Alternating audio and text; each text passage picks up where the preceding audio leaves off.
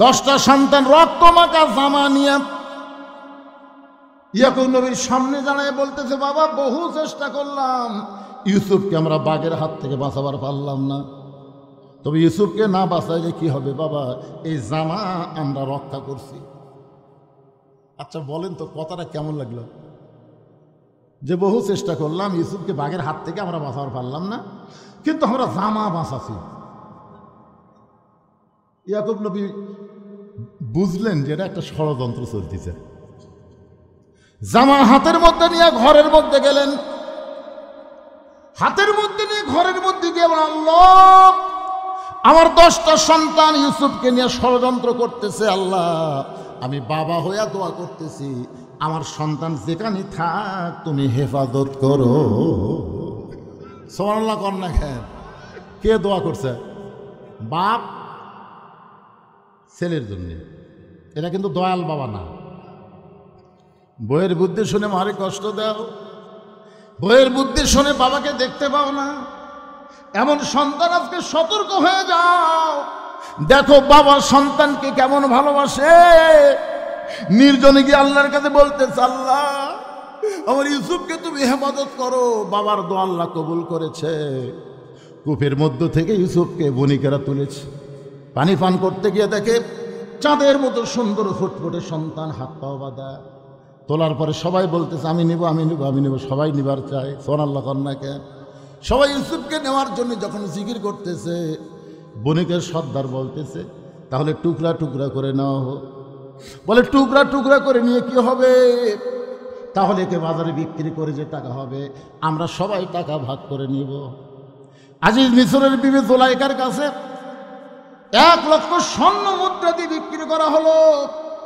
আজিজ মিশরের স্ত্রী জুলাইখা ইউসুফকে লালন পালন করা শুরু করলেন।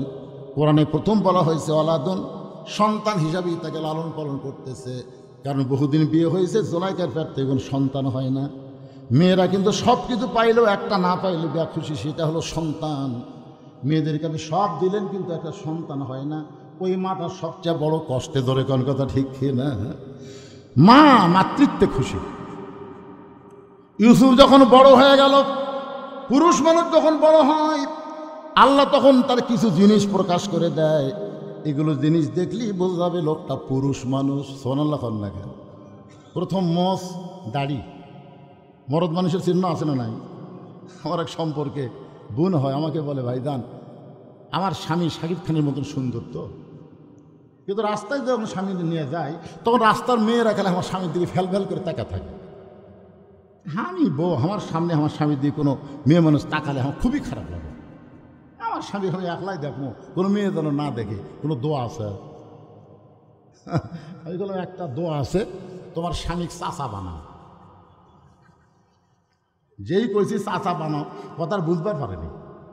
তো হুজুর আপনি একটা আলেম মানুষ, আপনি একটা কথা বলেন, স্বামী চাচা কবার, এ তো চাচা কবার করছি, তাই চাচা বানাবার করছি রে। এমন কিছু তোর স্বামীকে করবি সবাই যেন চাচা করে। বুঝতে পারছে? হাত পাও ধরে 4 আঙুল দাঁড়িয়ে তো আছে। এখন ওই বউ স্বামীগুলা রাস্তার মধ্যে তাই একটা মেয়ে মানুষও তাকায় না, কারণ চাচার দিকে তাকাবি। কোনো মেয়ে যদি ভুল করে তাকায় তাহলে সালাম দিয়ে বলে, চাচা কেমন আছেন? বউ কই, যাক রে, স্বামী আমার একলাই হয়ে গেল।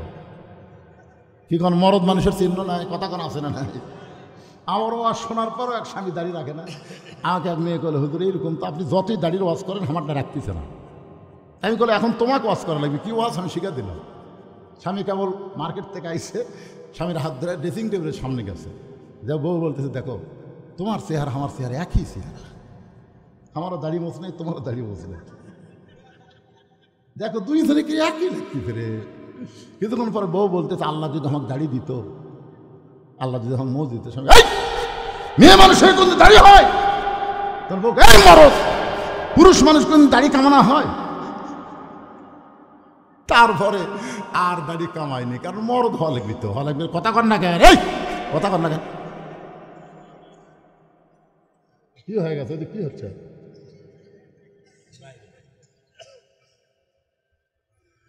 আল্লাহর বান্দার একটু মনোযোগ দিয়ে শুনবেন। ইউসুফের দিকে তাকায় জুলাইখা দেখতে পাই পুরুষ মানুষ। সুবহানাল্লাহ। এতদিন সন্তান হিসেবে লালন পালন করেছে, এখন পুরুষ সত্য প্রকাশ পাচ্ছে। ছোট বাচ্চা নাবালক অবস্থায় পরপুরুষের কাছে একই বিছানায় রাখা যায়? ধরে কন জায়েজ? পরপুরুষের কাছে বা যাদের কাছে একটা যুবতী মেয়ে মানুষ ঘুমানো যাবে না, তাদের কাছে নাবালক সন্তানকেও রাখা যাবে না। কারণ মিন শারিল ওয়াসওয়াসিল খান্নাস, এখন শয়তান বলবে, মুখ থাকবে, দেখবে আর তো দাড়ি মোছ কিছু নেই, তখন শয়তান একটা বিপদত ফেলে দিবে। দেয় কি দেয় না? কারণ এরকম হয় না? তো এই জন্যে নাবালক একটা ছেলেকে একটা পুরুষের কাছে একই বিছানায় রাখা যাবে না। দুইটাই যদি বালক হয়, তবে দুই ধরনের দাড়ি মোছ হচ্ছে, তখন শয়তান উঠে আসে মাঝখানে, এসে কোনো খবরদারি করবে না। দাড়ি মোছ উঠছে ইউসুফের, মিন শারিল ওয়াসওয়াসিল খান্নাস। জুলাইখার শয়তান বলতে, জুলাইখা আজিজ মিশর বুড়া হয়ে গেছে, কি তরতাজা যুবক, ইউসুফ তোর কে হয়? ইউসুফ তোর কে হয়? জুলাইখা বলে, আমার সন্তান কোন পক্ষে? শয়তান বুঝাচ্ছে কোন পক্ষের সন্তান? বলে কোন পক্ষেরই না। তাহলে আনন্দ কর। এই জন্যে পালক পুত্র ইসলামে জায়েজ করা হয় নাই। নবী একজনকে পালবার দিয়েছিলেন, তার নাম হলো জায়েদ। জোরে কার নাম কি? জায়েদের বউ যখন জায়েদ ছাইড়া দিলেন, বেটা তার বউ ছাইড়া দিলেন, আল্লাহ বলেন, নবী গো, জায়েদের বউকে আপনি বিয়ে করেন। নবী বললেন, আল্লাহ, দুনিয়ার সমস্ত মানুষ জানে জায়েদ আমার সন্তান, আমার সন্তানের বউকে কেমনি বিয়ে করব? আল্লাহ বলে, এইটাই তো জানাবো, পালক পুত্র কোনোদিন পুত্র না, ধর্মবাপ কোনোদিন ধর্মবাপ না, ধর্ম মা কোনোদিন মা হতে পারে না। মা যিনি, মা একটাই। ধরে কোন কথা ঠিক কি না? ধর্ম বাপ, ধর্ম ভাই, এগুলা জায়েজ, না জায়েজ। পালক পুত্র মা যদি মারা যায়, কবরে নেওয়া পারবে? একবারে বলেন না পারবে?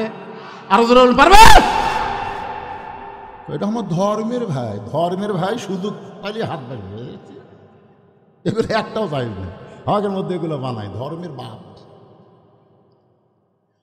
একটু মনোযোগ দিয়ে শুনবেন। ইউসুফ, আল্লাহর নবী, জুলাইখা ওয়াসনা পাই ইউসুফের গায়ে কেবল হাত দিছে, নবী বুঝবার পারছে, চিৎকার করে বলতেছে জায়েজ নাই। জুলাইখা বলে, কি জায়েজ নাই? ইউসুফ বলে, এরকম হাত দেওয়া জায়েজ নাই। জুলাইখা দেখতে দেন, সোজা আঙ্গুলে ঘি যখন উঠবে না, আঙ্গুল বাঁকা করা লাগবে। আঙ্গুল বাঁকা করার জন্য ঘরের মধ্যে নিয়ে গেলেন। প্রত্যেকটা দরজায় তালা দেয়া চাবি জুলাইখার কাছে রেখে অন্দর মহলে গিয়ে বলি, সব দরজা বন্ধ করে দিয়েছি, জানলা বন্ধ করেছি, তুমি আর আমি, আমি আর তুমি ছাড়া কেউ নাই। আজকে আমার মনের বাসনা পুরা করতে চাই। ইউসুফ চোখের পানি বের করে বললেন, ইন্নী আখাফুল্লাহ, আমি আল্লাহকে ভয় করি। সোনালা ধরে কন্যা খান, দরজা জানলা বন্ধ করে অকাম করতেছে, মনে করতেছে বাপ ঘুমাচ্ছে, মাও ঘুমাচ্ছে, দরজা জানলা বন্ধ। এখন যদি অশ্লীল ভিডিও দেখি, দেখবি কে রে? কেউ না দেখলেও কে দেখে? আরো জোরে। জুলাইখা বলতেছে দরজা জানলা বন্ধ। ইউসুফ নবী বলতেছেন, আমি আল্লাহকে ভয় করি, কেউ না দেখলেও আমার আল্লাহ দেখবে। জুলাইখা জোর করে যখন অন্যায় করতে চায়, ইউসুফ নবী মারছে দৌড়। জুলাইখা বলে, লাভ নাই, কারণ তালা মারছি, চাবি আমার হাত। চাবি কার হাত? জুলাইখা বলে, চাবি আমার হাতে, দৌড়ায় কোন লাভ নাই। ইউসুফ চিৎকার করে বলেন, নাসরুম মিনাল্লাহি ওয়া ফাতহুন করিব ওয়া বাশশিরিল মুমিনিন। চাবি ছাড়াই তালাগুলো খুলে যায়, সমস্ত দরজার তালা অটোমেটিক যখন খুলে যায়, শেষ দরজায় জুলাইখা এক দৌড়ে গিয়া ইউসুফের পিছনের কাপড় খামচে ধরছে। এত চেষ্টা করে মনের বাসনা পুরো করবো, তুই করতে দিবি না, তখন ছাড়বো না। ইউসুফ আল্লাহর ভয়ে জামা ছিঁড়ার কথা চিন্তা না করে যখন চলে গেছে, জুলাইখা দেখবে এত কিছু করার পরে যখন ইউসুফকে বসে আনতে পারলাম না, তখন চলে গেছে রাজ দরবারে। আউলা ধাউলা চুল, মেয়ে মানুষ ইচ্ছা করলে সবাই পারে না। কারেন্টের ফ্যান বন্ধ করে দিয়ে স্বামীকে বাতাস করতেছে। স্বামী কয়, কে গো, কারেন্ট নাই? আছে তো, কারেন্ট থাকতে তুমি তাল পাকার দিয়ে বাতাস করো। বলে, এই কারেন্টের ফ্যানই তো আমার সতী, ওই আমার জান্নাতের জবাব দিবি না। এই জন্য বন্ধ করে ফিরে আপনাকে বাতাস করে আমি জান্নাতে যাওয়ার চাই। স্বামী কয়, আল্লাহ রে, একটা বউ পাইছি রে। কিছুক্ষণ পরে ডান হাতে বাতাস করে, বাম হাত দিয়ে স্বামী চোখের ভুরু টানতেছে, কপাল টিপতেছে। স্বামী কয়, আরে এত খেদমত। কিছুক্ষণ পরের দিকে কান দিচ্ছে। স্বামী কয়েছে, কি হয়েছে ভাই? না কান্দো কে? কান্দার কারণ হলো তোমার বুড়া বাপ, তোমার বুড়ি মা আমার কলিজা জ্বলে গেছে। তুমি যখন ব্যবসা করবার যাও, চাকরি যাও, অফিসে যাও, তখন এই বুড়া বুড়ি আমার খালি থবে। এত কষ্ট করে আমি কেমনে আছি কলিজা তুমি জানো? তাই কয়েক বাতাস করে কলিজা, এই বুড়া বুড়ির সাথে যদি তুমি থাকবার চাও, তাহলে আমার বাপের বাড়িতে পাঠিয়ে দাও। আর যদি আমাকে সোনার সংসার করবার চাও, সোনার, তাহলে ওই বুড়া বুড়ি বাদ দিয়ে আমাকে ভিন্ন হওয়া লাগবে। তুমি কি কবা কও, অমা আলাইনা ইল্লাল বালাক। মানে আমার যা ওয়াজ আছে তোমাকে শুনালাম, এখন তোমার ওয়াজ কি? সঙ্গে সঙ্গে স্বামী লাফটা উঠছে, অবাসাইনাল ইনসানা বিওয়ালিদাইহি ইহসানান হামালাতুহু উম্মুহু, জোরে কান আল্লাহু আকবার। লাফটা উঠছে। বউ কই, কি হলো, লাফটা উঠলেন কেন? কই, তুই কি ব্যাগ টুক গোছাছু না গুছা দেবো? ব্যাগ গুছা দেবেন মানে তুই বাপের বাড়ি যাবো না? তো বাপের বাড়ি যা, তোর তো বেশিক্ষণ থোয়া যাবে না, তুই আল্লাহর গজ। আমার বাপ মায়ের বিরুদ্ধে কথা বলিস, তুই তো গজ, তোর তো বেশিক্ষণ থোয়া যাবি না রে। যা যা, খালি নয় তো 3 তালাক দে ফাটাবো রে। যা, তুই কোন গাড়ির যাবো? তালাকের গাড়ির ছোড়া বাপের বাড়ির যা। বউ দৌড়ে এসে স্বামীর পা ধরে বলতেছে, আপনাকে পরীক্ষা করলাম, আপনাকে পরীক্ষা করলাম, আপনি আসলে আপনার তো দয়াল বাবার কাছে দোয়া লিবার যাচ্ছি, ট্রাকে ট্রাকে গরু। বগুড়া থেকে যাচ্ছে ট্রাকে ট্রাকে। ভাই কোথায় যাচ্ছেন? দোয়া করবেন হুজুর, আমরা বাবার দরবারে যাচ্ছি। বাবার দরবারে? কে তোর বাপ মা নাই? কই, বুড়া বুড়ি আছে। বাপ মা বুড়া বুড়ি আছে, ওই বাবার দরবারে গরু নিয়ে যাচ্ছে। আর যাওয়ার সময় ঝাঁকি দিয়ে চলতেছে, আমার দয়াল বাবার দরবারেতে কেউ ফিরে না খালি হাতে।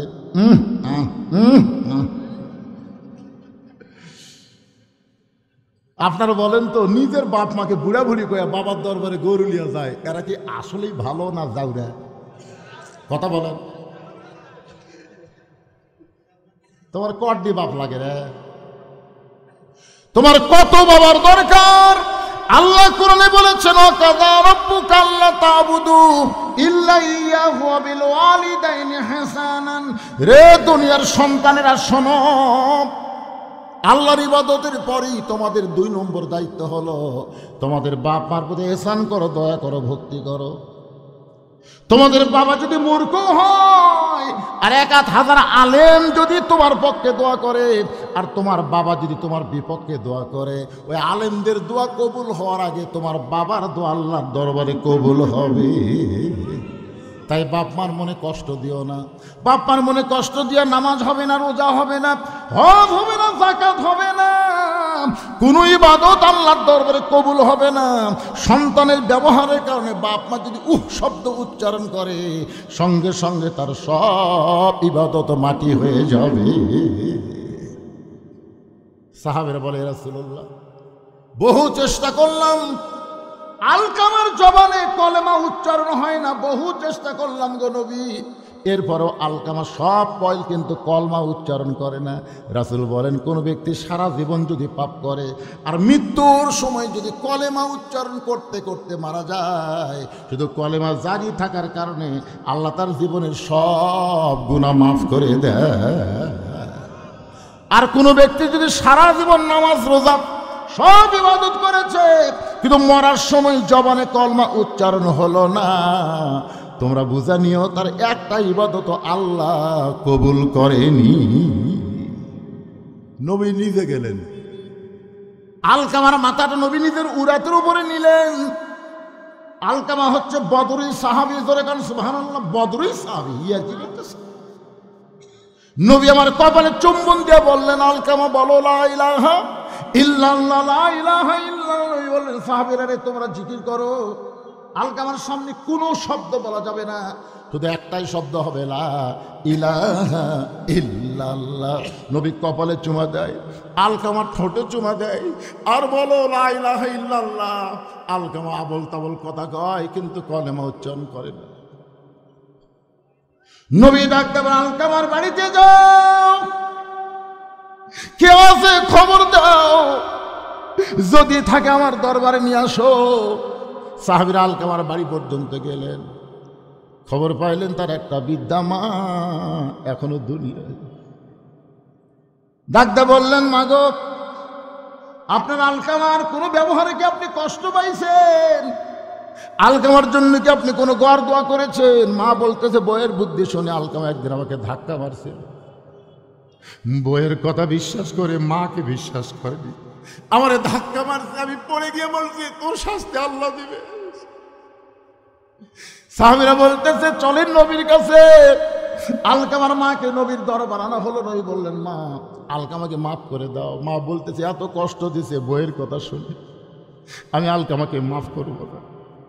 রাসূল বললেন, তাহলে তোমরা আগুন আর খড়ি একত্র করে আগুন লাগাও, আলকামাকে আগুনে পুড়ে ছাই করে দাও।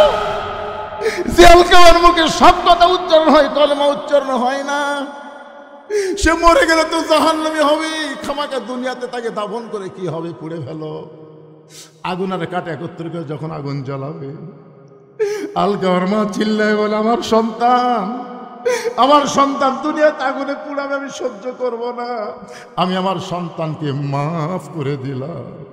মেয়ে বলে, যাও আলকামার কাছে, মুখের কাছে কানটা লাগায় শুনতেছে আলকামা আল্লাহর কলেমার জিকির করতেছে। ইসরাইল তার জিহ্বা বের করে নবীর পায়ের তলাতে সুরবুরি দিয়ে নবীর ঘুম থেকে চেতন করে। এখন বলেন, ফেরেশতার সরদার যদি জিহ্বা দিয়া নবীর পায়ের তলাতে সুরবুরি দেয় তাকে চেতন করার জন্য, সেই নবীর কান্দে চড়ার যোগ্যতা কোনো ফেরেশতার নাই। আপনার কান তো বোঝেন, বোঝেন না? বোঝেন তো? আপনার বলেন তো, তোকে আমি কান্দে তুলে দিলাম, তার মানে কি? তোকে ওপরে তুলে দিলাম। তা আমার নবীর কান্দে চড়ার যোগ্যতা কোনো ফেরেশতার আছে? আর নবীর কোনো কিছু লেখার দরকার নেই, কারণ নবীর আগে পাশের সব কিছু কি করে দিছে আল্লাহ, সব কিছু মাপ বলা যাবে না, সব কিছুই আমার নবীর জন্য আল্লাহ হলেন কি? সে নামে সুর ধরিয়া পাখি যায় গান করিয়া, সে নামে মজনু হলো মওলায় আমার কাদের গনি। সবাই বলেন, নবী মোর পরশমণি, নবী মোর সোনার খনি, নবী নাম ভাবে যে জন সেই তো দোজাহানের ধনী। আল্লাহু আকবার।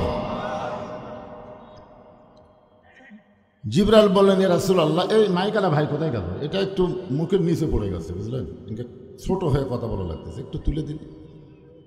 হ্যাঁ, মানে এই এদের টানেও নিচে দিতে পারে, ওই অবশ্য তুলে দিল, কিন্তু থাকলো না তো।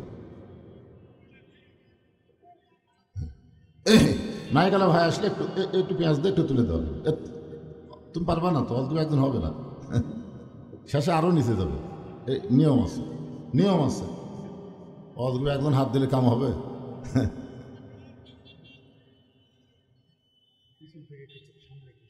জায়গাটাই ছোট হয়েছে। পাশে একটা মাহফিল করলাম আমি কিছুদিন আগে, মঠপুকুর, দেখুন আপনি গেছিলেন কেউ? মঠপুকুর, হ্যাঁ, বিশাল প্যান্ডেল, তারপরেও জায়গা হয় না। জায়গাটাই ছোট হয়েছে, আমি কী করবেন? দেখেন কোনো সাইডে, আমাকে আবার দেখাও লাগবে তো, এই সাইডে গেলে তো আমাকে দেখতে পারবেন,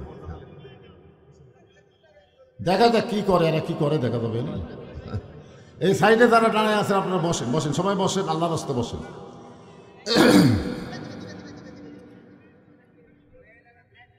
কে আছে? অফারটার ঠিক আছে, সামান্য একটু একটু মানে নাকের বরাবর, হ্যাঁ ঠিক আছে, ঠিক আছে।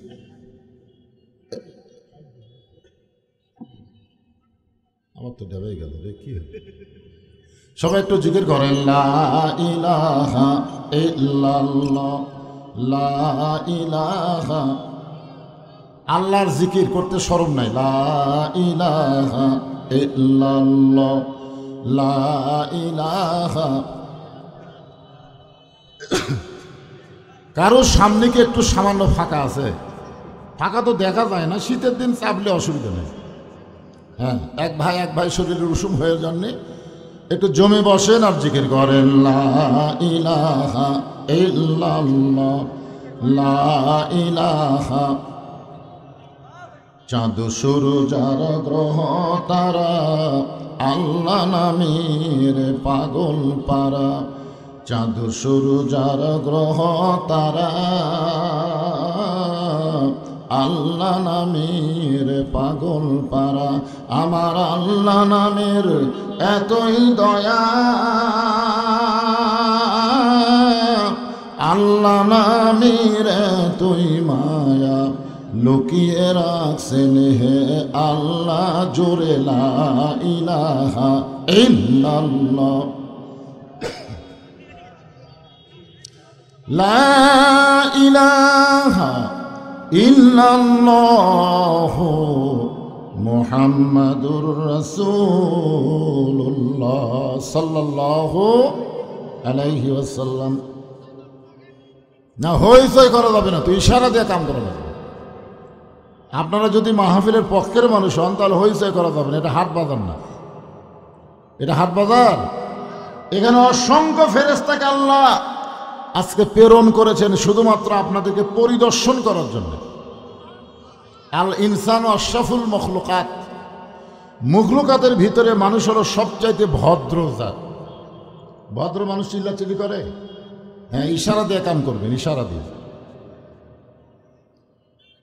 ফেরেশতা জিবরাইল বললেন, হে রাসূলুল্লাহ, আপনি যদি জান্নাত থেকে বের না হন আল্লাহ আপনাকে জান্নাত থেকে বের করে দিবে না। এ কথা কার? আল্লাহ। আল্লাহ কোরআনে বলেন, সালামুন আলাইকুম তিবতুম ফাদখুলুহা খালিদিন। কেউ যদি একবারে জান্নাতে প্রবেশ করে, আল্লাহ বলেছেন খালিদিন মানে চিরস্থায়ীভাবে আল্লাহ তাকে জান্নাত দিয়ে দেয়। এখন অনেকে আবার এখানে পেঁয়াজ খুঁজবে, পেঁয়াজ। তাহলে আদম আলাইহিস সালামকে আল্লাহ জান্নাতে রাখার পরে বার করে দিলেন কেন? আদম আলাইহিস সালামকে জান্নাতে দিয়েছিলেন ইবাদতের আগে না ইবাদতের পরে? কোন তো আগে না পরে? আল্লাহ কোরআনে সত্য করে দিয়েছেন, জান্নাতের মধ্যে ঢুকতে গেলে ফাদখুলি ফি ইবাদি অদখলি জান্নাতি।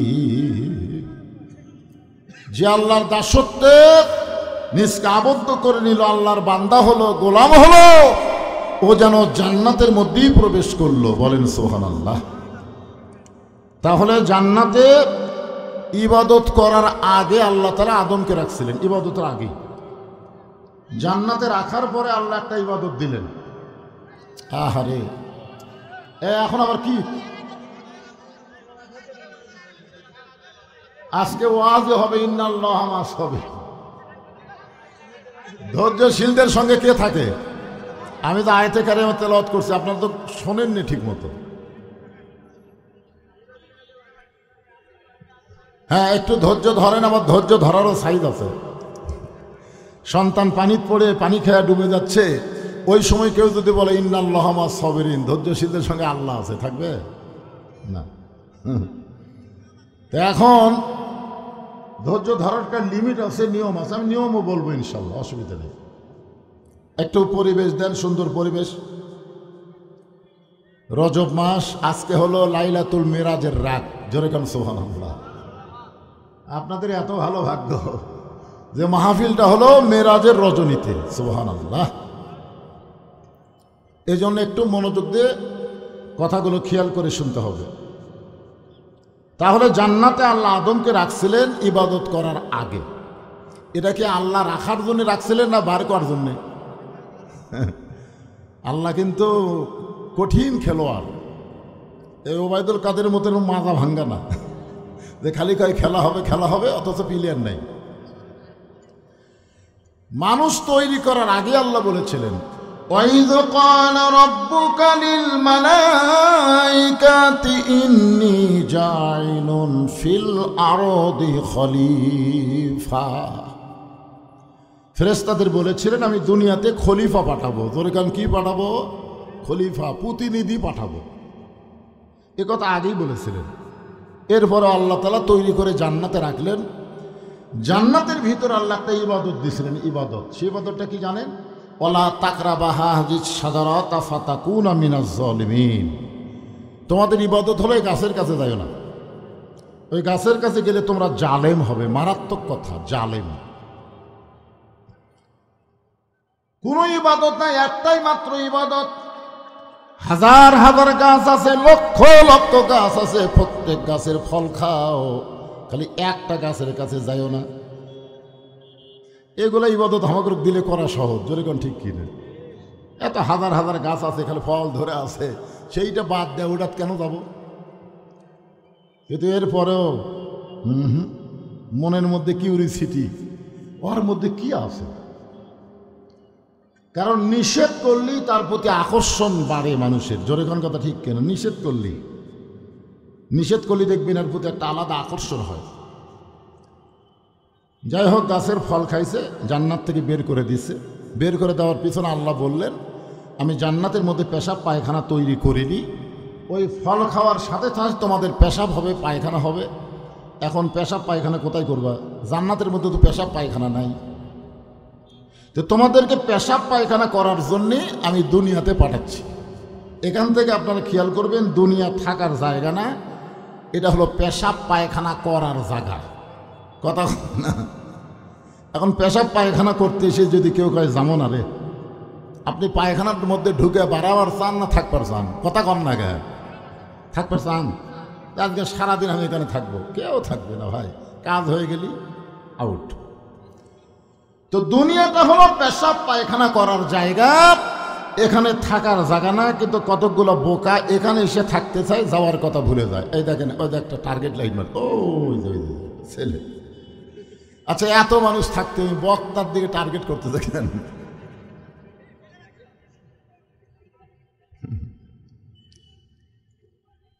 ওখানে কেউ না, টার্গেট মারে, আপনার খেয়াল করেন না? ছোট্ট মানুষ।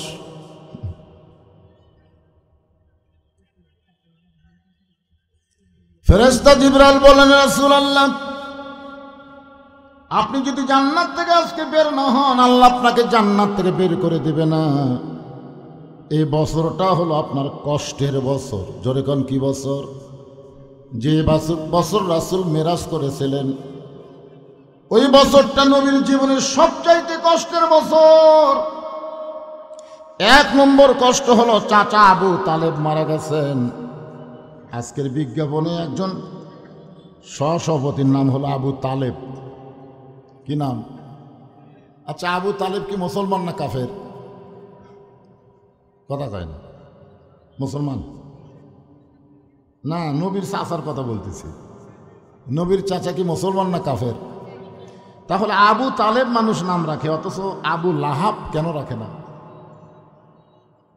আপনার গোটা বাংলাদেশ খুঁজে দেখবেন আবু লাহাব নামে একটা লোক নেই, কিন্তু আবু তালেব আছে। শিশুকালে মইরা গেছে মা, গর্ভে থাকতে মরছে পিতা, নবী চোখে দেখলেন না। কে করিবে লালন পালন, কে দিবে সান্ত্বনা? এই দুনিয়ার বড় এতিম নবী ছিলেন একজনা। আল্লাহর নবী বলেন, মায়ের পেটে থাকতে আমি এতিম ছিলাম, কিন্তু দুনিয়াতে আসার পরে আমি আর এতিম ছিলাম না। ভাগ্যগুণে এমন একটা চাচা পাইছিলাম, যেই চাচা আবু তালেব আমাকে এমন ভাবে লালন পালন করলো, দুনিয়াতে আমার বাবা নাই, এটা কোনো সময়ের জন্য আমি বুঝতে পারিনি। সুবহানাল্লাহ। আপনারা এখানে মোটরসাইকেল আছে? এ ভাই, এই মঞ্চের সাথে আর কি মোটরসাইকেল যারা রাখছেন গেটের কাছে, ওই মোটরসাইকেল একটু টান দেন। কে রাখছেন? কি বুঝতেছেন? চাচা আবু তালেব দুনিয়া থেকে বিদায় নিলেন। এটা কেমন চাচা? বাবার দরদ দিয়ে যিনি নবীকে লালন পালন করেছেন। সুবহানাল্লাহ বলে। এই চাচা দুনিয়া থেকে বিদায় নেওয়ার কিছুদিন পরে আল্লাহ নবীর দরদের বিবি খাদিজা দুনিয়া থেকে বিদায় নিলেন। বউ মরলে খুশি তো? কি গান? বউ বললে খুশি না ব্যথা? হায় হায়। মা খাদিজা যতদিন নবীর বিবি ছিলেন, আল্লাহর নবী ততদিন দ্বিতীয় কোনো বিয়ে করেন নাই। মাঝে মাঝে খাদিজা বলতেন, এ রাসূলুল্লাহ, 25 বছরের তরতাজা একটা যুবক 40 বছরের বয়স্ক একটা মেয়েকে বিয়ে করেছেন। হুজুর, এই বয়স্ক মহিলার সঙ্গে সংসার করতে করতে করতে আপনি বুড়ো হয়ে যাচ্ছেন। ওগো আল্লাহর নবী, আপনি দ্বিতীয় আর একটা বিয়ে করেন। আল্লাহ রাসূল খাদিজার কপালে চুমাতে বলে, খাদিজা, তুমি যদি আমার বিবি হইতা তাহলে হয়তো তুমি শুধু আমার বিবি না, তুমি হইলা আমার দরদ। সুবহানাল্লাহ বলেন। এই দরদের বিবি খাদিজা দুনিয়া থেকে বিদায় নেওয়ার কিছুদিন পরে আল্লাহর নবী সান্ত্বনা খোঁজার জন্য কলেমার দাওয়াত নিয়ে তায়েফে গেলেন। তায়েফে, তায়েফের মানুষেরা নবীর সঙ্গে এত খারাপ ব্যবহার করল, শুধুমাত্র চেহারা ছাড়া দেহের এমন কোনো জায়গা নাই যে জায়গায় তারা পাথরের আঘাত করে নাই। গোটা দেহ যখন রক্তাক্ত হয়ে গেল, ওই রক্তমাখা দেহ নিয়ে নবী যখন মক্কায় ফিরে আসতেছেন, আসার পথ একটা বাবলা গাছের নিচে বসে নবী বলতেছেন, জায়েদ রে, আমার চাচা আবু তালেব দুনিয়াতে নাই, আমার দরদের বিবি খাদিজাও দুনিয়াতে নাই। ওই মক্কায় গেলে আমাকে কে আদর করবে, সোহাগ করবে? আল্লাহ বলে, জিবরাইল, আমার নবী মক্কায় গেলে সোহাগ আদর করার কেউ যখন নাই, অতি সত্বর আমি আল্লাহ তাআলা আমার নবীকে আরশে নিয়ে আমি নিজেই তাকে আদর করতে চাই। জোরে বলেন সুবহানাল্লাহ। এখন আপনারা বলেন, কষ্টের পরে শান্তি আছে না নাই? 3টা কষ্ট, লাগাতার কষ্ট, এরপরে দেখেন শান্তি। বাংলার মুসলমানেরা বহু কষ্ট করেছেন, আগামীতে আমরা শান্তির একটা বাংলাদেশ দেখতে চাই। জোরে কোন কথা ঠিক কি না? কি কি দেখবেন? শান্তির বাংলাদেশ দেখতে গেলে দোয়া দিয়া দরুদ দিয়া শান্তি হবে না। মানুষের তৈরি আইনকে বাদ দিয়ে আল্লাহর কোরআনকে গ্রহণ করা লাগবে। জোরে কোন ঠিক কি না? ওম শান্তি, ওম শান্তি করলে শান্তি হবে না।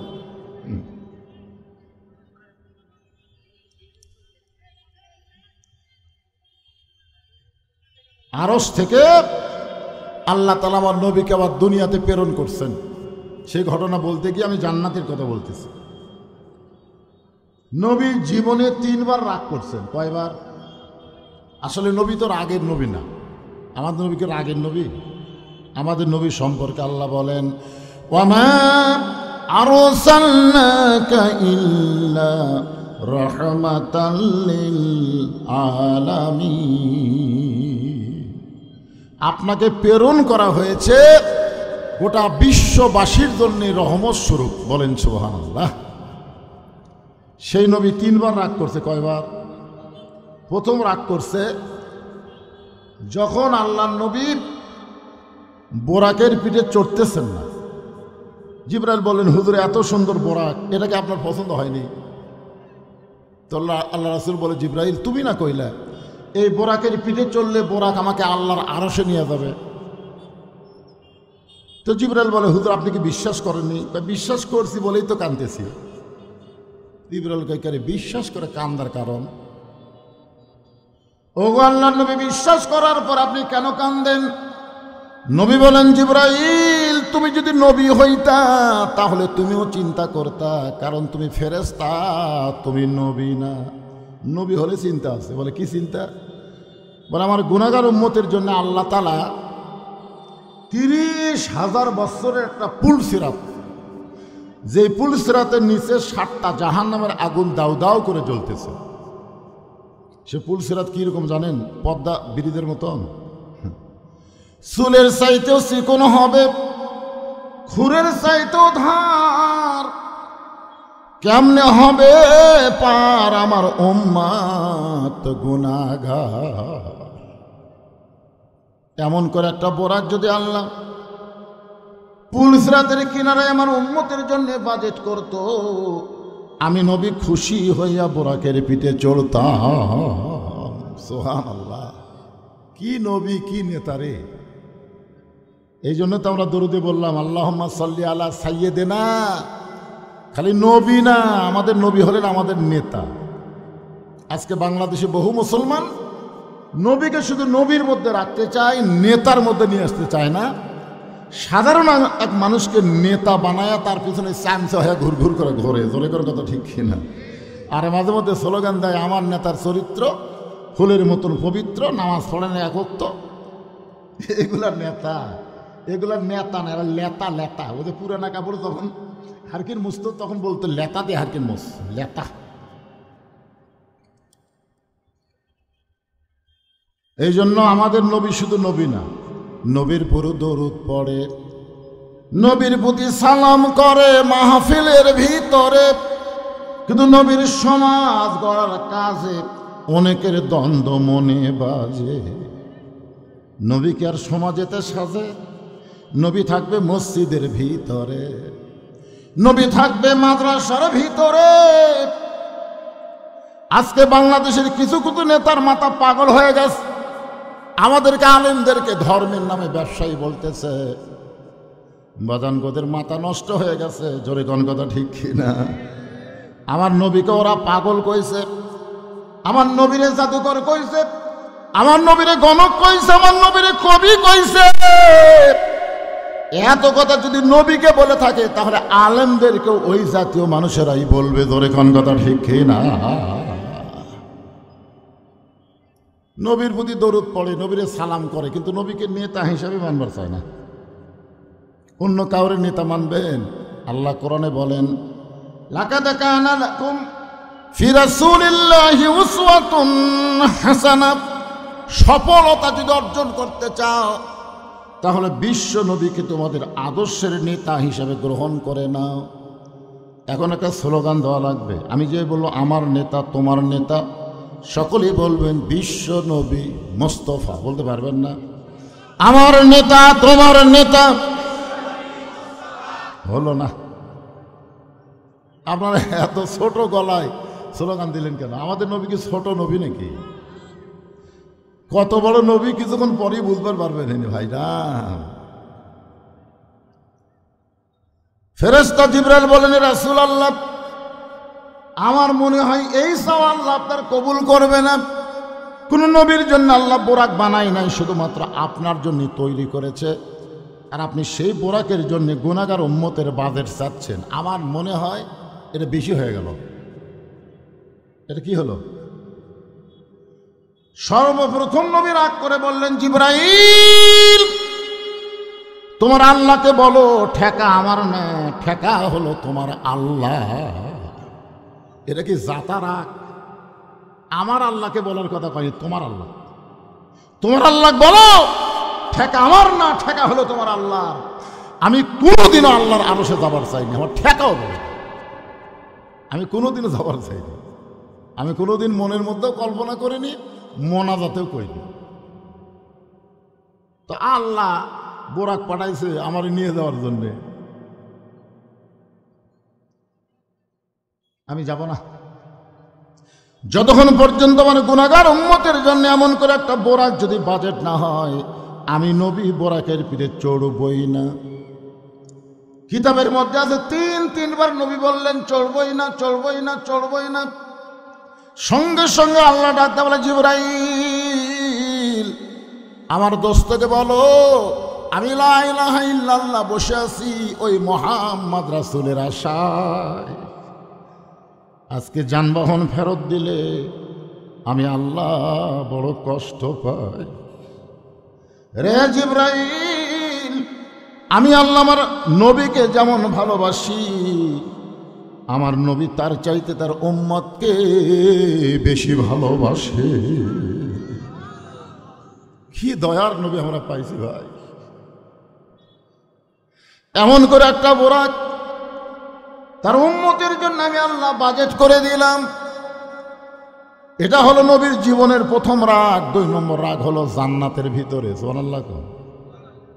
জিবরাইল বলতেছে হুজুর, আপনি যদি জান্নাত থেকে বের না হন আল্লাহ বার করে দিবে না। নবী ডাকতে বলে, জিবরাইল আমি নবী আমার জন্য না, আমি নবী হলাম আমার উম্মতের জন্য। আমি নবী হলাম আমার উম্মতের জন্য। কার জন্যে? আচ্ছা নবী কি নবীর জন্য না আমাদের জন্য? কথা বলেন তো। একবার হযরত বেলাল আল্লাহ নবীকে বললেন, ইয়া রাসূলুল্লাহ, মানুষ কবরে গেলে 3টা প্রশ্ন করবে। আমরা কবরে গেলে প্রশ্ন হবে কয়টা? 3টা। আপনি যখন কবরে যাবেন তখন কয় প্রশ্ন করবে? 3টা করবে। তো নবী বলতেছে, বেলাল তোমার কি মনে হয়? বেলাল বলতেছে, হুজুর আমার মনে হয় আপনার 2টা করবে। আমার নবীও এই প্রশ্ন আপনার করবে না, কারণ আপনি তো নবী। আল্লাহ রাসূল আফসোস করে বললেন, দেখো তোমাদের ভাগ্য কত ভালো, তোমাদের নবী আছে, আর আমার ভাগ্য কত খারাপ, আমার নবী নাই। নবী থাকলে কি হয়? আছেন আমার মুক্তার, আছেন আমার বারিস্টার, শেষ বিচারের হাইকোর্টেতে তিনি আমায় করবেন পার। আমরা পাপী রাসূল জাবিন্দার।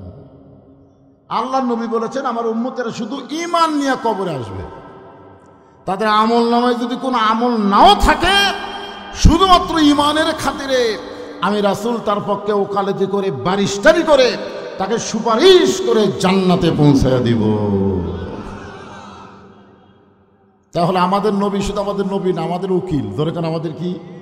আমাদের উকিল, আমাদের বারিস্টার। আল্লাহ যখন হাকিম হয়ে আমাদেরকে আসামি বানায় বিচার শুরু করবেন, ওই সময় নবী উকিল হয়ে, বারিস্টার হয়ে আমাদেরকে সুপারিশ করে জান্নাতে পৌঁছায় দিবেন। আল্লাহ নবী ছোট্ট করে একটা কথা বলেন, ছোট্ট করে, আপনারা বুঝা পারেন ভালো, না বুঝলে আরো ভালো। সে কথাটা হলো, আমি যদি কবরে না যাই তাহলে আমাকে কেমনে প্রশ্ন করবে? এখন তো অনেকেই বলে নবী কবরে আছে, অনেকেই বলে ইসলামের আলো জ্বলায়া দিয়া নবী ঘুমায়া আসেন সোনার মদিনায়। কেউ কি বলতে পারবেন যে ইসলামের পতাকা উড়াইয়া দিয়া নবী ময়রা আছেন সোনার মদিনায়? এ কথা বলতে পারবেন? ময়রা আছে? ময়রা আছে? ঘুমায় আছে, না হয় শুয়ে আছে। এইটুকু বলতে পারবেন, শুয়ে আছে না ঘুমায় আছে, কিন্তু মরে আছে এ কথা বলা যাবে না। যারা মরে তাদের জন্য কবর হয় ভাই। নবীর উম্মতেরা ছোট্ট একটা কথা কইলাম, পরে চিন্তা করবেন। যেটা বলতেছিলাম, আল্লাহর নবী 5 ওয়াক্ত নামাজ নিয়ে আজকের রজনীতে ফিরে আসলেন আবার দুনিয়ায়। সর্বপ্রথম 5 ওয়াক্তের মধ্যে সূর্য উদয়ের আগে 2 রাকাত ফরজ নামাজ আমরা জামাতের সঙ্গে আদায় করি। এই নামাজটা হলো ফজরের নামাজ। জোরে বলেন কোন নামাজ? 5 ওয়াক্ত নামাজের মধ্যে সবচাইতে কঠিন, বিশেষ করে এই শীতের দিনে খুবই কঠিন, ঠিক না? আসসালাতু খায়রুম মিনান নাওম শোনার সাথে সাথে উপরের কম্বল মনে হয় আরও চাপে ধরে। ওই সময় একটা যুদ্ধ শুরু হয়। আরেকটু পরেই যাই, ফজরে আযান দেওয়ার 8 ঘন্টা পরে জামাত হবে, আরেকটু পরে যাই, এই মনে করে কেউ যদি একটু পরে করে চোখ বন্ধ করে, আল্লাহ কয় তোকে আর কবুল করা হবে না, তুই থাক। আপনার মনে এরকম কি হয় নাকি যে 8 ঘন্টা পরে জামাত হবি, এত সকালে উঠে কি হবি, আরেকটু পরে, একটু পরে কোন শেষ, কোনো সুযোগ নাই। আর সালাতু খায়রুম মিনান নাওম শোনার সাথে সাথে কম্বলকে ফেলা দিয়ে তোষকরে লাঠি মাইরে অজু করেন, যা করেন, পেশাব টেশাব যা আছে করে অজু করে যখন মসজিদ দিকে রওনা দিবেন, ফেরেশতা বলে, আল্লাহ শীতের দিনে তোমার যুবক বান্দা ল্যাপ তোষকের মহব্বত কলিজা থেকে বের করে ঠান্ডা পানিতে অজু করে তোমার ঘর মসজিদের দিকে যায়, এর ব্যাপারে রেজাল্ট কি আল্লাহ একটু বলেন। আল্লাহ বলে, ফেরেশতারা সাক্ষী থাকো, এই যুবকের সামনে যদি আজকে বদরের যুদ্ধ হতো, এই যুবক সেই যুদ্ধের সৈনিক হয়ে যেত। ফজর নামাজ পড়া কি খুব সহজ মনে করছেন? আল্লাহর নবী হেরেমের ভিতরে একা একা ফজরের নামাজ আদায় করলেন। এখানে একটা লক্ষণীয় বিষয় খেয়াল করবেন, নামাজ যখন প্রথম আলাইহি ওয়া আলিহি আল্লাহুম্মা আমিন, জান্নাতের বাগান থেকে জান্নাতি মানুষদেরকে নিয়ে আমি গুনাহগার তোমার রহমতের দরজায় দুখানা হাত তুলেছি আল্লাহ। হাসরের ময়দানে জব্বার আর কাহার নামে রূপ নিয়া তুমি যখন বিচার শুরু করবে, তোমার সামনে দাঁড়ায়া সমস্ত নবীর নাফসি নাফসি বলে কাঁদতে থাকবে। এমন কঠিন অবস্থা হাসরে হবে, সেদিন সমস্ত নবী তার উম্মতকে ভুলে যাবে, শুধু বলবে আল্লাহ আমার কি হবে, আমার কি হবে। একমাত্র দরদি নবী শাফাতের কান্ডারি ইয়া রব্বি হাবলি উম্মতি বলে সেজদায় পড়ে যাবে। সেই কঠিন মুসিবতের সময় আজকের এই মাহফিলকে ওসিলা করে আমাদের সবাইকে রাসূলের উম্মতের কাতারে আল্লাহ কবুল করে নিও। সুবহান রাব্বিকা রব্বিল ইজ্জাতি আম্মা ইয়াসিফুন ওয়া সালামুন আলাল মুরসালিন আলহামদুলিল্লাহি রাব্বিল আলামিন। লা ইলাহা ইল্লাল্লাহ।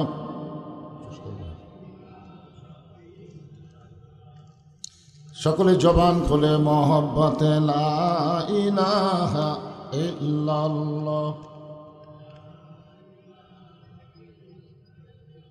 লা ইলাহা ইল্লাল্লাহ, লা ইলাহা ইল্লাল্লাহ, লা ইলাহা ইল্লাল্লাহ, লা ইলাহা ইল্লাল্লাহ,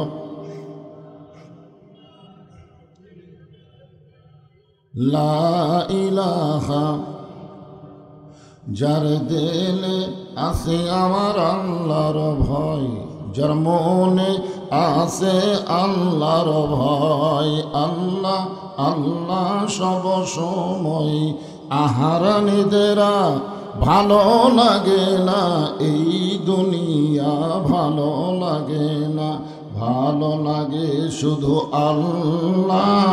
লা ইলাহা ইল্লাল্লাহ,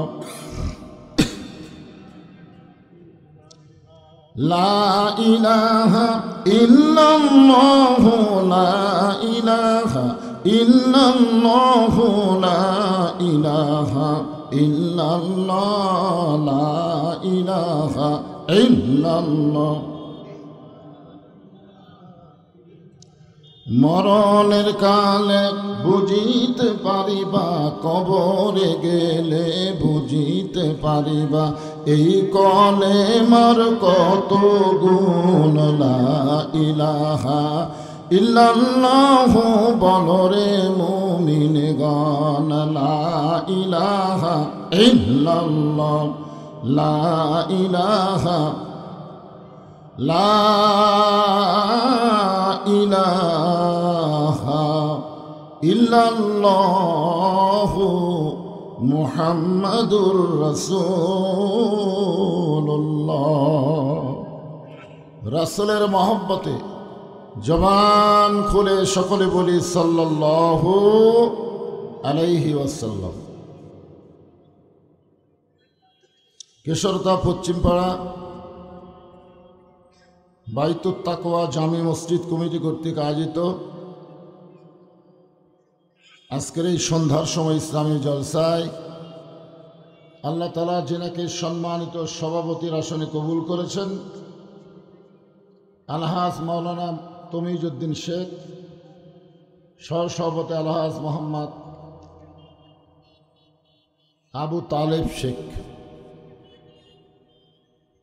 আজকের এই মাহফিলের সম্মানিত অতিথির ভিতরে জনাব আলহাজ আব্দুল মহিদ তালুকদার, জনাব মোহাম্মদ আবু হাসান। আজকের এই মাহফিলের সম্মানিত সভাপতি, প্রধান অতিথি, বিশেষ অতিথি, আজকের এই মাহফিলের সম্মানিত ওলামাই কেরাম, এ জাতির শ্রেষ্ঠ সন্তান হল আলেম ওলামা। আল্লাহ রাসূল বলেছেন, আল ওলামা ওয়ারাসাতুল আম্বিয়া, আলেমগণ হচ্ছে নবীদের ওয়ারিস। আল্লাহ বলেছেন, ইন্নামা ইয়াখশাল্লাহ মিন ইবাদিহিল ওলামা। আপনাদের মাঝে মাঝে যে সমস্ত আলেম ওলামা বসে আছেন, মঞ্চে আছেন, আসরের নামাজের পর থেকে মাগরিবের নামাজ পর্যন্ত যিনারা আলোচনা করে আপনাদেরকে শুনাইলেন, আলেম ওলামা সহ আজকের মাহফিলের বক্তাগণকে অন্তরের অন্তঃস্থল থেকে আমি শুভেচ্ছা জ্ঞাপন করছি। এই মুহূর্তে আমার সামনে যারা বসে আছেন, যিনাদেরকে আল্লাহ তাআলা অত্যন্ত গুরুত্বপূর্ণ সময়ে, আল্লাহর কাছে দুইটা সময় অত্যন্ত গুরুত্বপূর্ণ, একটা হলো বুকরাতা আর একটা হলো আসিলা। সকাল এবং সন্ধ্যা আল্লাহর কাছে অত্যন্ত পছন্দনীয় সময়, বলেন সুবহানাল্লাহ। এই সন্ধ্যার সময় জান্নাতের বাগানে আমার সামনে যিনারা বসে আছেন, আমি আমার অন্তরের অন্তঃস্থল থেকে আপনাদের সবাইকে শুভেচ্ছা জ্ঞাপন করছি। সম্মানিত মা বোনেরা, পর্দার অন্তরে বসে বসে যারা আলোচনা শুনতেছেন, তাদেরকে শ্রদ্ধা জ্ঞাপন করে এই মুহূর্তে জানতে চাচ্ছি আপনারা সকলে কেমন আছেন? আলহামদুলিল্লাহ রব্বিল আলামিন। জি আলহামদুলিল্লাহ। যে আল্লাহ শারীরিক সুস্থতা এবং মানসিক প্রশান্তি, বলেন সুবহানাল্লাহ। গত বছর এই সময় আমাদের শারীরিক সুস্থতা ছিল, কিন্তু মানসিক প্রশান্তি ছিল না। মনের মধ্যে একটা অশান্তি কাজ করতো, না জানি কি হয়, না জানি কি হয়, মাহফিল হয় না বন্ধ হয়, এরকম একটা অশান্তি কাজ করতেছিল। কিন্তু এইবারে আপাতত সে অশান্তি নাই। শারীরিক সুস্থতা এবং মানসিক প্রশান্তি যে আল্লাহ দান করে আজকের এই জান্নাতের বাগানে আমাদের কিছু সময়ের জন্য কবুল করলেন, আমরা সে আল্লাহর উপরে খুশি না বেজার? তাহলে জবান খুলে সমস্বরে সকলে বলবো, রব্বানা লাকাল হামদ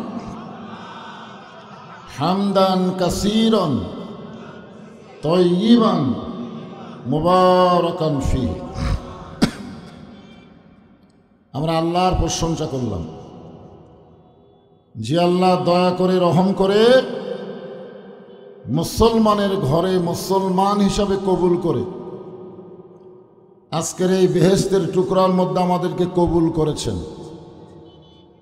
আমরা সে আল্লাহর উপর খুশি না বেজার?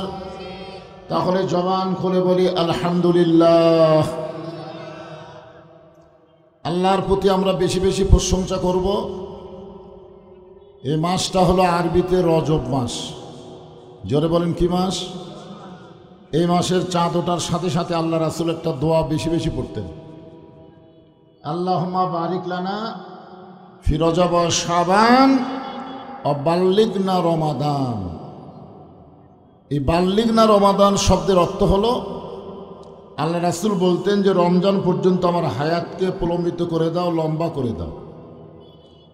এখান থেকে প্রমাণ হয়ে গেল কে কখন মরবে এটা আল্লাহ রাসূলও জানে না। জোরে বলেন আল্লাহ রাসূলও। আমাদের মধ্যে কিছু কি লোক জানতেছিল, বর্তমানে তার আপাতত নাই, পলায় আছে। জোরে কোন ঠিক কিনা? এত সালের আগে আমাকে নামাইকে দেখেন, রজব পাইছে, মাঝখানে একটা শাবান, তারপরই রমজান, এরপরে রাসূল বলতেন বাল্লিগনা রমাদান। এখান থেকে বিশ্বাস করতে হবে আমরা কে কতদিন দুনিয়াতে থাকবো এটা কেউ জানে না, একমাত্র আল্লাহ জানে। ধরে কোন কথা ঠিক কিনা? এমনকি রাসূলও পর্যন্ত জানেন না। এই রজব মাসে আমাদের আল্লাহ তাআলা আমাদের নবীকে তারা আরশে নিয়ে গেছিলেন। সুবহানাল্লাহ বলেন। সেখানে নিয়ে গিয়ে আল্লাহ তাআলা নবীকে 5 ওয়াক্ত নামাজ দিয়েছেন। সেই নামাজ নিয়ে নবী কিন্তু আল্লাহর আরশে থাকেন নাই, আবার আমাদের মাঝে ফিরাইছেন। এই ঘটনার ভিতরে এক সময় আল্লাহ তাআলা আমাদের নবীকে জান্নাতে দেখার তৌফিক দিয়েছিলেন। সুবহানাল্লাহ বলেন। আমাদের নবী কিন্তু জান্নাত দেখছেন। আপনাদের কাছে আমার প্রশ্ন হলো, এটা কি বাহির থেকে দেখছেন না ভিতরে ঢুকে দেখছেন? আপনাদের কি মনে হয়, বাহির থেকে না ভিতরে ঢুকে? আসলে ভিতরে না ঢুকলে তো ভিতরের খবর জানা যাবে না। কোরআন হাদিসের ভিতরে না ঢুকে কেউ যদি বলে ইসলামের সাথে রাজনীতির কোনো সম্পর্ক নেই, এরকম কিছু কিছু মূর্খ গণ্ড আছে না নাই? যারা ইসলামকে বোঝেই না, জানি না, ওরা আবার ভাষণ দেয় ইসলামের সাথে রাজনীতির কোনো সম্পর্ক নেই। আরে বেটা, তুমি একটা সামান্য মানুষ, তোমার নামের সাথে ইসলাম আছে, আছে না নাই? যে বেটাই কথা কইছে তার নামের মধ্যে ইসলাম আছে। ছোট্ট একটা নামের মধ্যে যদি ইসলাম থাকে, এত বিশাল একটা রাজনীতি, আর সেই রাজনীতির সাথে ইসলামের সম্পর্ক নেই, এই কথা একমাত্র মুনাফিক এবং গণ্ড মূর্খরাই বলতে পারে। জোরে করে কথা ঠিক কি না? এই জন্য ভিতরে ঢোকা লাগবে। আল্লাহ বলেছেন উদখুলু ফিস-সিলমি কাফাহ। পুরাপুরি না ঢুকলে তো বলা যাবে না, আল্লাহই বলতেছেন ঢুকতে হবে পুরাপুরি। কাফা শব্দের অর্থ হলো পুরাপুরি, আধা আধি ঢুকলে হবে না। নবী যখন জান্নাতের মধ্যে প্রবেশ করলেন, তখন আল্লাহ নবীর সঙ্গে একজন ফেরেশতা ছিল। সে ফেরেশতার নাম হলো জিবরাইল। জোরে বলেন, নাম কি? আর আমরা যারা এখানে বসে আছি, আমাদের সঙ্গে সব সময় 2টা ফেরেশতা থাকে। সব সময়, আপনি ঘুমালেও থাকে, চেতন থাকলেও থাকে, দরজা জানলা বন্ধ করে অকাম করার সময়ও থাকে। ছেলেরা কম্বলের মধ্যে যদি ইউটিউব চালু করে খারাপ অশ্লীল ভিডিও দেখে, তখনও কিন্তু থাকে, থাকে না? সেই 2টা ফেরেশতার নাম কি আপনারা জানেন? কিরামান কাতিবিনা ইয়ালামুনা মা তাফআলুন। সব সময় আমাদের সঙ্গে আছে, অথচ আমরা অনেক সময় গল্প করছি, এমন গোপনে করলাম কেউ দেখেনি। এরকম বলি কি বলি না? হায় হায়, এমন গোপনে কাম করছি, দরজা জানলা বন্ধ করে, কেউ দেখেনি। তখন 2 ফেরেশতাকে আল্লাহ এরা যে বলতে যে কেউ দেখেনি, তো আমরা কি ঘুম পারছি? বিশ্বাস করতে হবে, কেউ না দেখলেও আল্লাহ দেখতেছে, কেউ না লিখলেও তোমার কাঁধের 2 ফেরেশতা লিখতেছে। যেরকম ঠিক কি না? তোমার 2 কাঁধে 2 মোহরি লিখিতেছেন ডায়েরি। খালি এই বিশ্বাসটা যদি আমাদের অন্তরে থাকে, আমরা যা করব সব লিপিবদ্ধ হচ্ছে। এবং হাসরের ময়দানে আল্লাহ বলবেন, ইকরা কিতাবাকা, তোমার কিতাব তুমি পড়ো। তুমি কি করছো? তুমি দরজা জানলা বন্ধ করে একলাই 10টা সিল মারছো, আর সকালে গল্প মারছো, কেউ দেখেনি। আজকে দেখো তুমি কয় বাপের জন্মা। এক বাপের জন্মা একটাই সিল মারবে, তুমি 10টা মারলা, তোমার তো বাপের হিসাব নাই। জোরে কোন ঠিক কি না? আসল কথা হলো, আমাদের নবীর সঙ্গে 2 ফেরেশতা ছিল না। এই কথাটাই বলতে চাচ্ছি। আমাদের কাঁধে যে 2টা ফেরেশতা আছে, নবীর কাঁধে 2 ফেরেশতা ছিল না। না থাকার পিছনে 2টা কারণ। 1 নম্বর কারণ হলো, ফেরেশতা জিবরাইল যখন লাইলাতুল মেরাজে নবীর কাছে আসলেন আল্লাহর আরশে নিয়ে যাওয়ার জন্য, এমন সময় দেখে নবী ঘুম পাড়তেছেন। তো জিবরাইল বলেন, আল্লাহ যে নবীকে আপনার আরশে নিয়ে যাব, সেই নবী তো ঘুমায় আছে। আল্লাহ বললেন, জিবরাইল আমার রাসূলকে ডাক দাও। ফেরেশতা জিবরাইল বললেন, কিভাবে ডাক দেব? আল্লাহ বললেন, তোমার জিহ্বাটা বের করে নবীর পায়ের তালুতে শুরু করে দাও।